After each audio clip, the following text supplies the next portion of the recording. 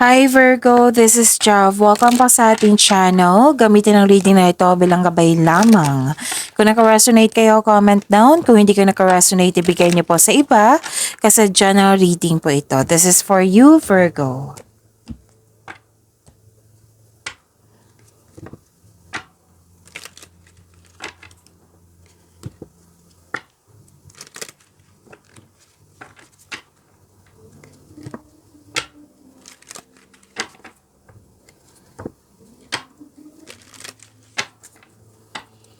Para po ito sa iyo, Virgo.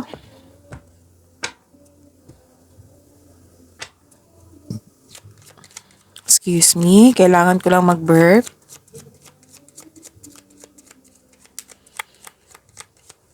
Maraming salamat po sa inyong patuloy na suporta at maraming salamat din po sa mga hindi nag-skip ng ads. Sa mga hindi pa nag-subscribe, subscribe na po kayo at click bell notification para malaman nyo na may bago tayong video. Para sa mga gusto magpa-reading, comment po kayo ng personal reading. Again, comment kayo ng personal reading and check my reply sa comment section.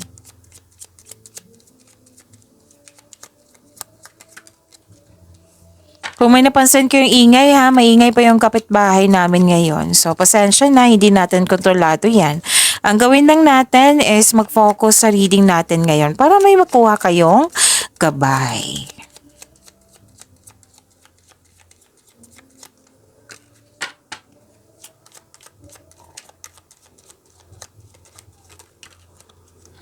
Ay, wow! May nakita ko dito parating na malaking pera, pwedeng cheque or cash. May solusyon sa inyong problema, sagot sa inyong mga katanungan, at may nagbigay ng wisdom message sa iyo.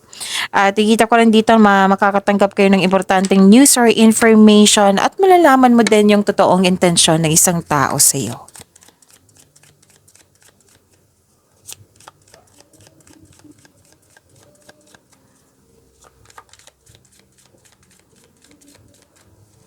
Energy po ni Virgo.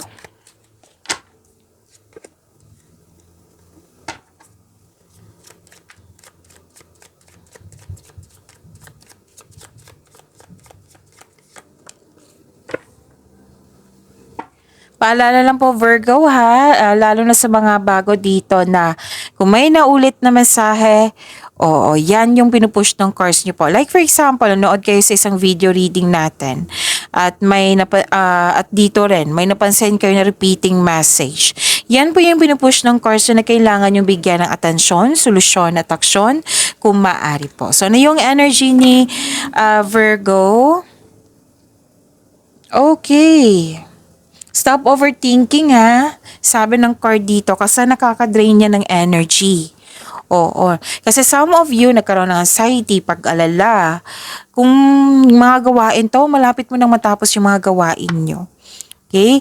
At hindi maayos yung tulog ng ilan sa inyo dito balisa, natatakot, nahinala or dumadalas yung pagkakaroon ng masamang panaginip. Stress po kayo, sabi ng card. Ang stress ay isang normal na bahagi ng buhay. Ngunit kailangan mo itong labanan sa pamagitan ng pag-unawa, pagtanggap sa isang sitwasyon. Makatulong po yung may kausap. Makatulong din yung journal or diary. Isulat mo ang iyong mga nasa isip upang sa gayoy maalis ang mga ito sa iyong isipan at mapunta sa iyong pahina. So this card tells you to make change po. Itong pangyayaring ito ay pansamantala lamang at lilipas din po ito.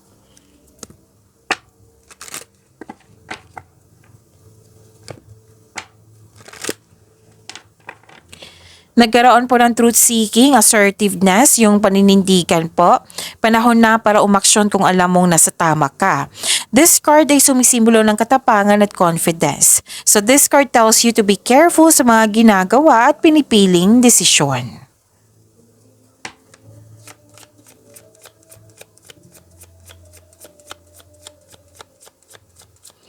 Spirits, guide angels, archangels, guardian angels, message pa para kay Virgo.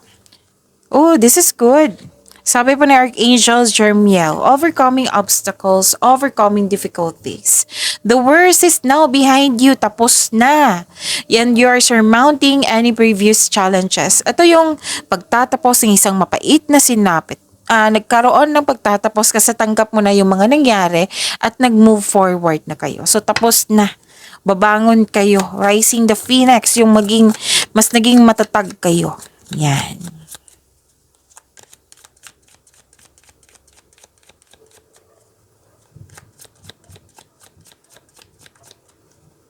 Career and money ni Virgo po.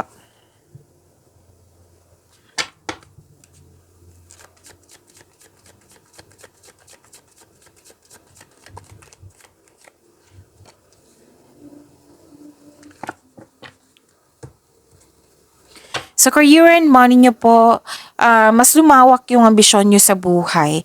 Nakikita ko rin dito na malakas ang iyong intuition. Dalawang card ni mismo nagsabi niyan. At ang sabi po dito na true intuition mas anong tawag dito? Kung may sikreto, malalaman mo. Kung may taong manloloko or nanloko, malalaman mo rin. Kasi nga, mataas ang iyong intuition. Kung may signing of contract or pag may offer sa inyo, pag-isipan na mabuti ha. Kasi may nakita kong signing of contract dito na may hidden charges. So, intindihin, basahin ng mabuti. Kung hindi alam, magtanong. Okay? So, kailangan po dito maging wiser kayo.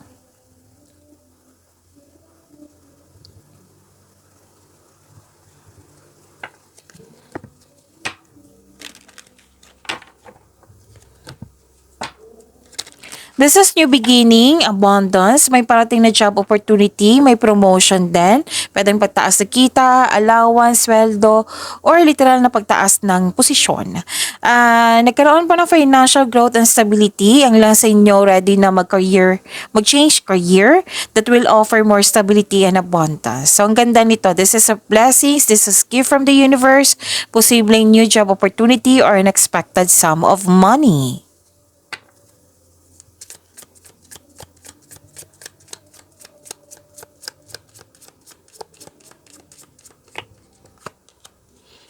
Okay, work with a mentor, acquire new skills, or learn how to implement your plans. Ang ilan sa inyo mag-aaral ulit, or may aralin, or magpa-enroll, may mag-take ng board exam, or may mag-masteral, pwede din mag-seminar. This is para ma-enhance yung skills mo. Yes. At marami kang natutunan dito. Gumagawa ka ng paraan. Okay, parang dagdag kaalaman. Yan.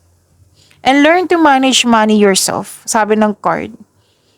Or hire a financial advisor for help. So, seek mentor or wiser elders. Yan.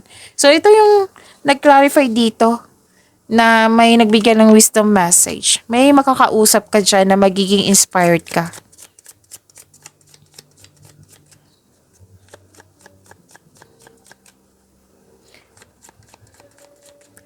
Love life, self-love, partnership, and romantic Virgo.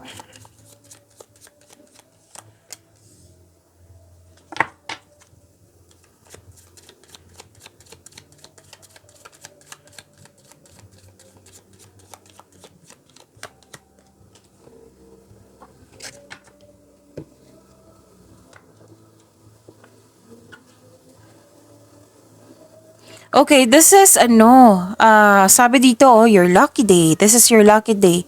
Kasi may dito, mga nangyaring promotion, which is sinabi din dito, lahat ng tinanim mo nagbo-bloom. Oo. At you've been doing a great job to love yourself. May potential din sa mga single dito na mamimit mo yung posibleng romantic partner mo. So, do something special for yourself. Treat mo yung sarili mo kasi deserve mo ito.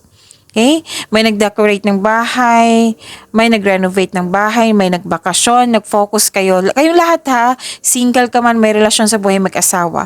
Nag-focus kayo on what brings you the most peace.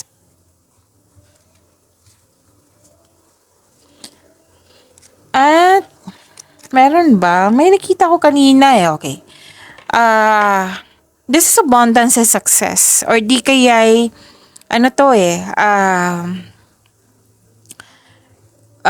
pagbubuntis, may buntis, pagbubuntis or fertility. Kung gusto nyong mabuntis, then go ahead. Kung pwede po. Kung ayaw nyo, then use protection. So this is this is pagbubunga ng isang bagay or pagbubuntis. Okay? So, kunin natin yung una-una. Deep in your heart, you already know the answers. Do what feels right. Pag-imanin niyo po yung blessings sa binigay sa inyo, Virgo. See you tomorrow. Maraming salamat po.